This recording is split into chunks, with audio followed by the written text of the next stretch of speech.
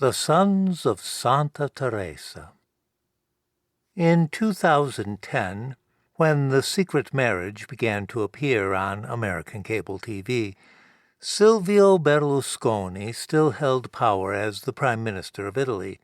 He immediately began efforts to suppress the international distribution of the series, as he assumed that the character of Silvio had been based upon himself, an assumption shared by almost everyone in the world who saw the show.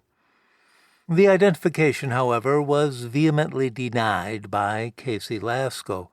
In a 2011 interview on Anderson Cooper's talk show, Casey asserted that many men in Italy are named Silvio, and if the Prime Minister chooses to recognize his younger self in the behavior of a fictional criminal and facilitator of terrorism, well, that tells us something.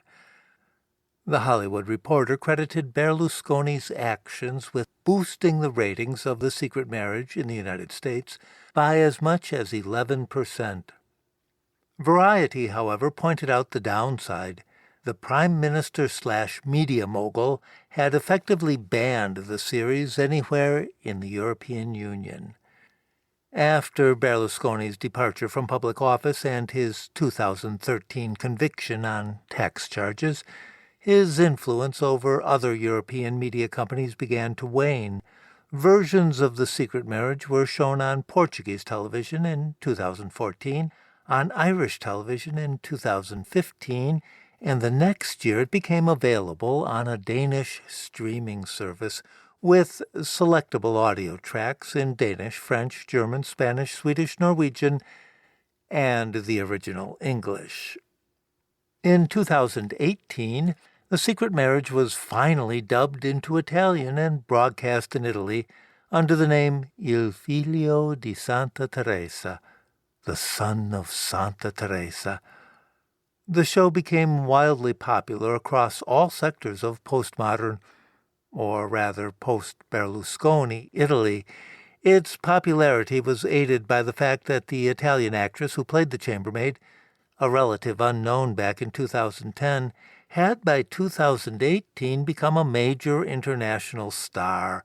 While shooting the latest Hollywood blockbuster in Dubai, she supported the debut of Il Figlio di Santa Teresa with interviews in which she spoke movingly of a magical childhood in her native Puglia. In popular and social media, a bitter debate erupted about the idea of marriage presented in the show.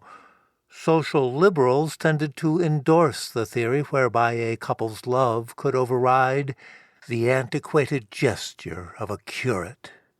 Social conservatives denounced the idea as the discredited ramblings of a defrocked and drug-addicted ex-priest. Some members of the neo-monarchist movement denied that the Catholic Church had any authority at all over the marriage of a principe de sangue reale, and that sacramental theology had no place whatsoever in discussions of dynastic succession. The decree of Victor Amadeus III, Duke of Savoy and King of Sardinia, dated 13 September 1782, was posted on several royalist message boards with varying degrees of textual accuracy.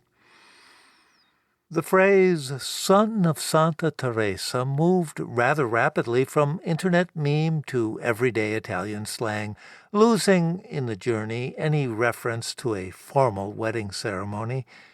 I figli di Santa Teresa soon referred simply to all secretly legitimate children, those born of a union sanctified by a single moment of genuine love, commonly understood to be a simultaneous orgasm. This theory of legitimacy, opponents called it lazy, sensual, and vulgar, was denounced furiously from pulpits across Italy. Comedians and television hosts, on the other hand, loved the idea and constantly sought out clever ways to exploit the controversy.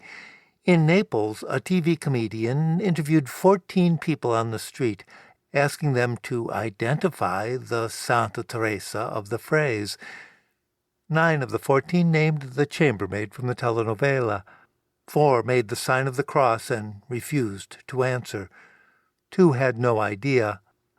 Only 1 mentioned Teresa of Avila, the Spanish Carmelite nun from the 1600s, whose mysticism had inspired Bernini's ecstatic sculpture. Then something unexpected occurred. A heavy, middle-aged man named Vincente Damaso walked into a television station in Turin with a remarkable tale. He claimed to be the oldest legitimate son of Vittorio Emanuele, the Prince of Naples, and therefore the true heir to the throne. In addition, he claimed to be Damien di Savoia Underwood himself, the original author of The Secret Marriage and a dozen other successful American television series.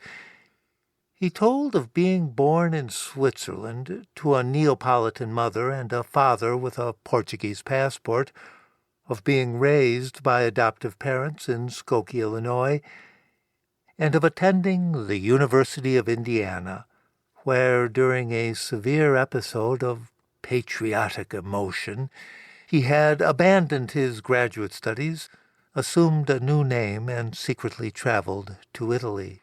In his ancestral land, he had maintained a life so obscure as to be boring. Never married, he had spent the last 18 years working as a technical translator in the engineering department at Fiat Automobiles. Point for point, his account matched the life story of Damien di Savoia Underwood, except, of course, for his death at age 27, as related by Casey Lasco in his interview with Anderson Cooper. Perhaps suspiciously so. On social media, Vincente Damaso immediately became known throughout Italy as the son of Santa Teresa. The next day, 3 more sons of Santa Teresa, all overweight men about 50 years old, appeared at television stations in Milan, Rome, and Palermo. The day after that, a tall, thin man, claiming to be the long-lost identical twin of Damien di Savoia Underwood, held a media conference in Geneva. By the end of the week, according to one pop culture blogger, 43 men had come forward, all claiming to have been conceived on that night in 1970, that night of public violence and private passion, the night when a chambermaid in Naples decided to seek the ecstasy of the body in the arms of a man whose real name she did not know.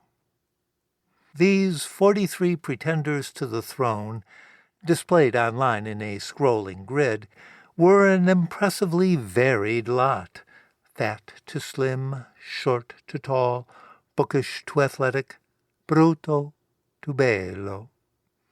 The readership of the blog voted on their photos and their stories, and found 7 worthy of their own TV shows.